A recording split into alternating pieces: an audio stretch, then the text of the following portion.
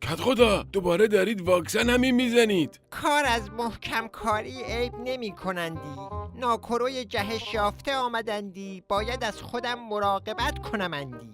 کت خدا آقا وز خراب میباشندی، اهالی میخواهند سر به تن ما نباشندی.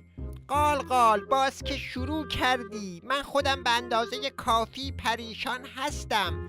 تو هم هی استرس بده، به جای این حرفا یک فکری بکن. مخم پوکیده فکری به ذهنم نمیزنندی. ای خنگ و دوله، وقت شامورتی بازی است. برو یک نمایش انتخابات راه بینداز تا سر اهالی گرم شوندی. کت خدا کدام نمایش؟ اهالی سایه من را با تیر میزنندی. برو یک سلبریتی در پیتی پیدا کن بیاید جنگولک بازی در بیاورد. خودت را هم مثل او بکن تا اجاق انتخابات حسابی داغ شوندی.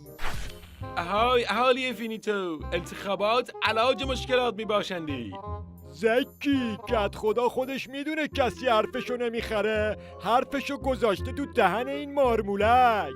برای حل مشکلات فینیتو بیایید و رأی بدهندی. تو رو چه به مشکلات فینیتو؟ تو که سالی به 12 خارجی. این چه برخوردی است؟ من هنرمند شما هستم. تو هنرمند هم نیستی. برو این جگولک بازی ها رو تو بیت کت خدا در بیار. کت خدا